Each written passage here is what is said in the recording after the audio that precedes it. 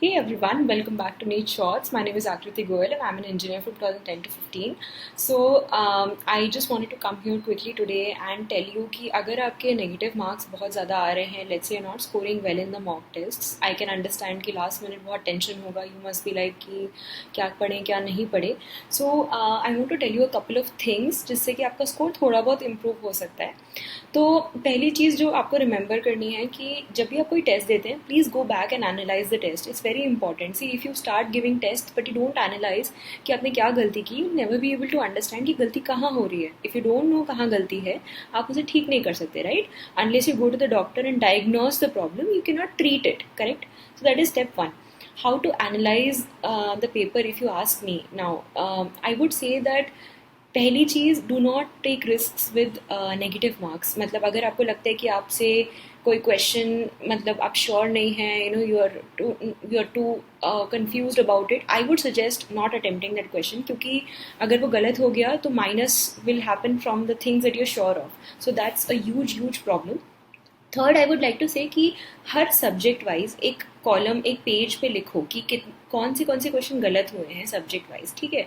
उसमें बाइफिकेशन निकालो कि केमिस्ट्री में क्या आपका इनऑर्गेनिक गलत हुआ था, ऑर्गेनिक गलत हुआ था या फिजिकल गलत हुआ था. लेट से आपका ऑर्गेनिक ज़्यादा गलत हो रहा है, उसमें आपके किस टाइप के क्वेश्चंस गलत हो रहे हैं. क्या आपके कार्बोहाइड्रेट्स वाले चैप्टर से गलत हो रहे हैं, या फिर आपके एल्डिहाइड कीटोन से हो रहे हैं, या फिर आपके 11th स्टैंडर्ड की जनरल ऑर्गेनिक केमिस्ट्री से हो रहे हैं.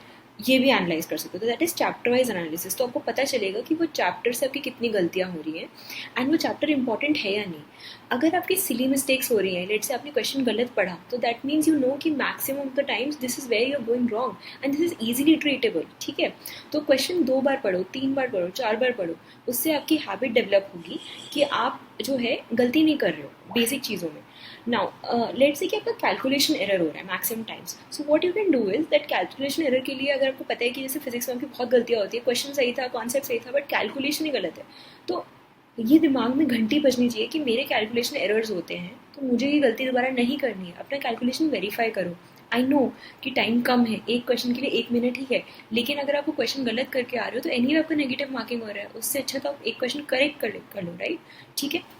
The fourth thing I want to say is that if you analyse that आपकी गलती किस टाइप की है, कि आपको कॉन्सेप्ट नहीं समझ में आया या आपको याद नहीं था, आपकी फैक्ट बेस्ड है या फिर कॉन्सेप्ट बेस्ड है. तो अगर फैक्ट बेस्ड है तो फिगर आउट करो कौन से फैक्ट्स नहीं याद है, उनकी चिट्स लगाओ, उनको बार बार याद करो, उनको रिवाइज करो. Revision is the only way to remember things you studied. अगर आपने कोई चीज़ पढ़ी है उसको रिवाइज नहीं किया, it is as good as not studying. मतलब कोई फ़ायदा नहीं है उस चीज़ का, क्योंकि मेमोरी इतनी वोलेटाइल है कि हम भूल जाते हैं चीज़ें, हमें नहीं याद रहता. और उसमें फ्रस्ट्रेट होने की बिल्कुल बात नहीं है, because everybody forgets and there is a certain time window till you remember and you have to keep revising things, ठीक है? अगर आपका किसी चैप्टर में कॉन्सेप्ट गलत है, लेट से आपको रे ऑप्टिक्स के क्वेश्चन हर बार गलत होते हैं एंड आपको ये पता चलता है कि यार क्वेश्चन का सोल्यूशन कुछ और ही था, you could never think of it, इसका मतलब कॉन्सेप्ट आपका सही नहीं है.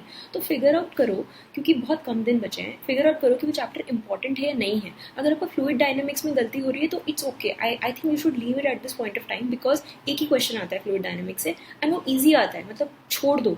बट अगर कोई बहुत भारी चैप्टर में से अगर कॉन्सेप्ट गलत हो रहे हैं, प्लीज़ दोबारा पढ़ लो. रोटेशनल हो गया, रे ऑप्टिक्स हो गया, electrostatics, current electricity is very important, magnetism is important. So these chapters should be very focused on, because if you focus on the 60% 80% of the bigger chapters, आपका काम वैसे ही हो जाएगा. You'll be able to score 600 plus 650 plus with these chapters help. ठीक है. I hope this analysis will help. Please do it. I know ऐसा लगता है टाइम वेस्ट हो रहा है, पढ़ाई कर लेते हैं, but if you don't know कि आपका गलती कहाँ है, सपोज आपका मान लो एस ब्लॉक बहुत स्ट्रॉन्ग है, बार बार एस ब्लॉक पढ़े जा रहे हो, कोई फायदा नहीं है. पी ब्लॉक पढ़ो जहाँ पे गलतियाँ हो रही है, ठीक है? I hope you guys will listen to this advice and मेरे को बताना if there is anything else you want help with. Till then, bye.